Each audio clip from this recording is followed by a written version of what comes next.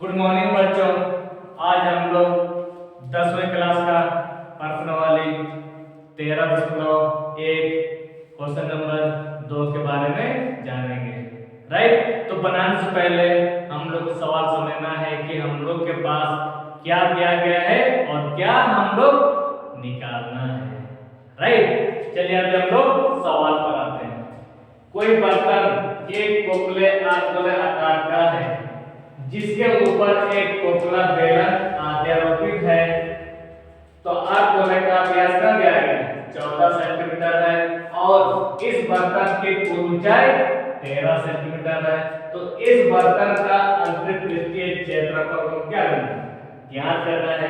बाबू याद करना, तो अब इसमें हमको ये जानना है कि मेरे पास क्या दिया गया है और क्या हम लोग निकालना है। बाबू याद करना, मेरे पास है क्या, मेरे पास कोई एक बर्तन लेना है, खोखले आकार का है। राइट, तो मेरे पास एक खोखले आकार का एक बर्तन ले लिए, ये खोखले आकार एक बर्तन को ले लिए।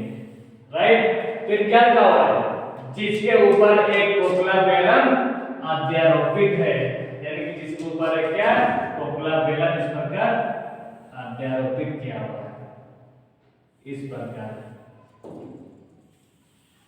बाबू याद करना, फिर क्या हुआ है, गोले का व्यास, यानी कि इस गोले का व्यास क्या दिया गया है 14 सेंटीमीटर है।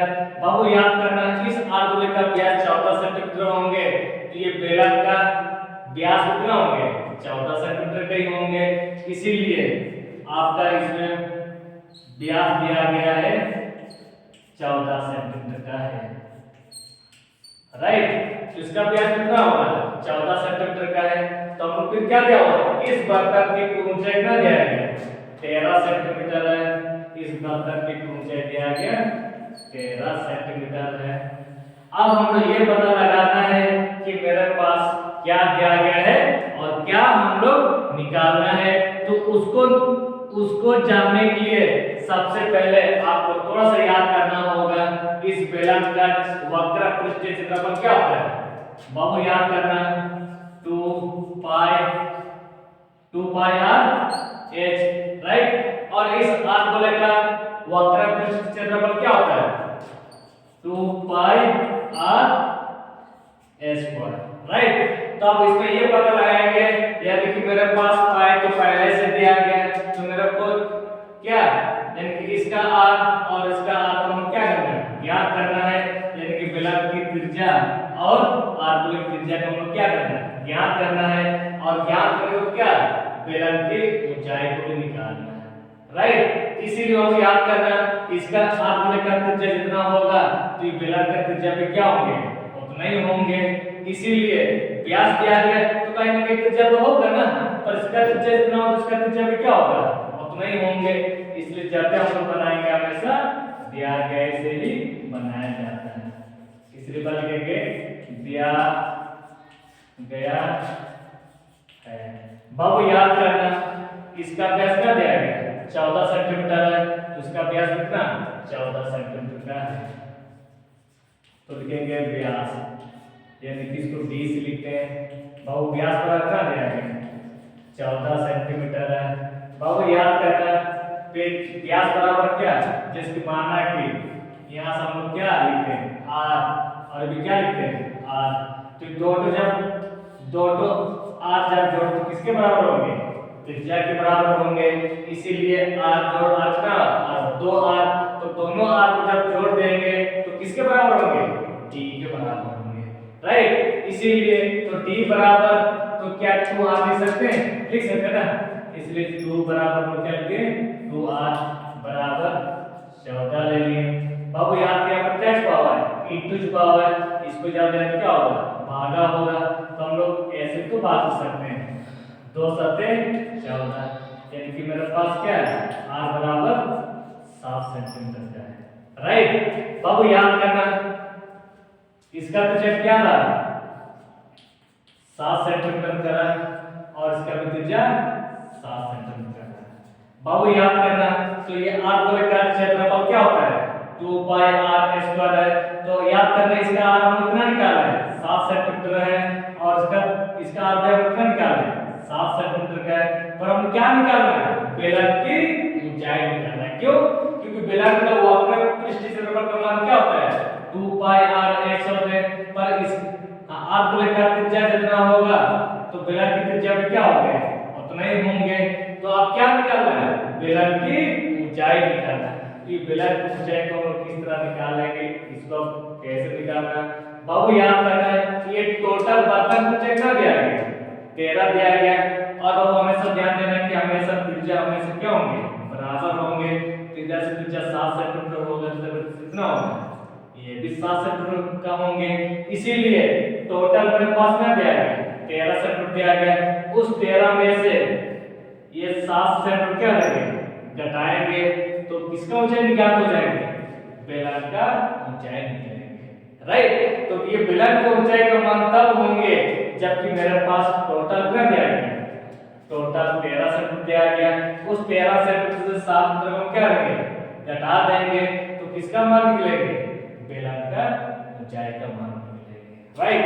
इसीलिए बेलन को कितना दिया गया 13 दिया गया। पूरा बर्तन ऊंचाई 13 दिया गया। उस 13 में से ये नीचे वाला त्रिज्या हमेशा ये त्रिज्या हमेशा क्या होंगे बराबर होंगे।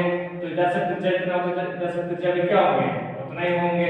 तो ये 13 में से 7 क्या आएंगे घटा देंगे तो कितना निकलेगा 6 निकलेंगे। राइट? इसीलिए आप क्या लिखना है ऊंचाई। ऊंचाई को h से लिखते हैं बाबू याद करना। h बराबर क्या होता है टोटल कितना दिया गया 13 सेंटीमीटर दिया गया।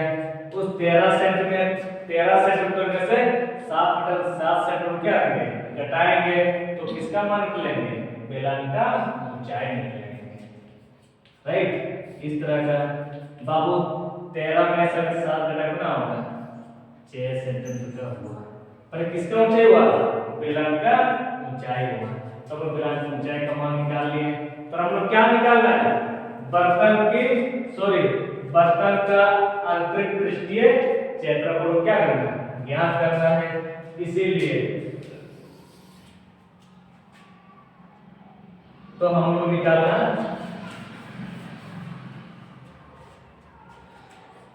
अतः